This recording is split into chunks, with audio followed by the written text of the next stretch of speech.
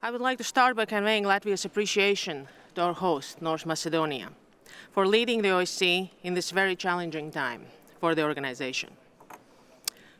As we all gather here, one participating state, Russia, dishonors all principles and commitments of OSCE and the United Nations Charter.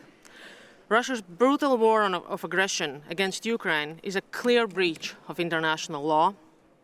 It undermines decades of diplomatic work by dismantling crucial arms control agreements. This all poses the most substantial security challenges for all of Europe since the World War II. Ukraine is fighting for its independence, and we know that fight way too well, because it's against the same aggressor that we faced during the World War II and 50 years after it. Therefore, we stand firmly in solidarity with Ukraine. Slava Ukraini. Let us not forget that Belarus is the co-aggressor of Russia in this brutal war and remains to be a source of tension in the region. The co-aggressor must also take full responsibility, as well as has to stop the regime's ongoing repressions against its own people. Latvia remains steadfast in its support for the Belarusian people as they persevere in their quest for democracy. Žive Belarus.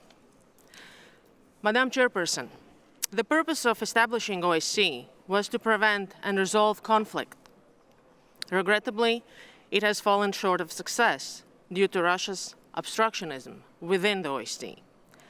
It is Russia holding 3 OSCE staff members as detained. It is Russia holding 70 OSCE cars. It is Russia in debt for millions to the OSCE budget. It is Russia waging unprovoked and unlawful war against Ukraine, and it is Russia obstructing the OSCE agenda. Continued violations of human rights, deliberate killings of civilians, including children, forced deportations, war tactics of torture and sexual violence, those are war crimes being committed by Russia in Ukraine at this very moment. It is our duty to ensure that Russia is held fully accountable for the atrocities and war crimes it has committed, and Latvia supports all international efforts to this regard. We are convinced that a dedicated international tribunal to address Russia's crimes against and in Ukraine must be established. The OSCE Moscow mechanism addressing human rights violations is a useful instrument and contributes to achieving the accountability. And they have determined clear evidence of war crimes and human rights violations by Russia in Ukraine, as well as violations within Russia itself. These conclusions should be brought before international tribunals to ensure accountability and justice for the perpetrators of these crimes. Safeguarding human rights and fundamental freedoms is a crucial dimension of OSCE agenda. Democracy cannot exist without free elections, active civil society, freedom of the media, safety of journalists, and rule of law. OSCE human dimension cannot exist efficiently enough without leadership. Therefore, we need to approve the top 4, and Latvia supports their extension of their mandate for 1 year as a package.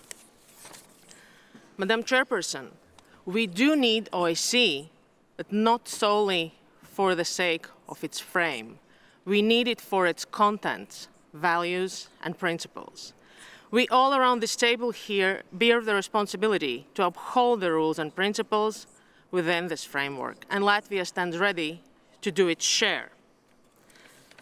Madam Chairperson, OSCE's effective operation depends on meticulous planning during chairpersonships, and the annual rotation provides opportunity to systemically address key challenges and prioritize areas of focus. Latvia has firmly supported Estonia's bid for chairpersonship, and we regret Russia's destructive action to this regard as well. Madam Chairperson, allow me to welcome the incoming Maltese chairpersonship that has taken on this task during such difficult times. We are confident that your chairpersonship will be successful, and we are looking forward to working with you. I thank you, Madam Chairperson.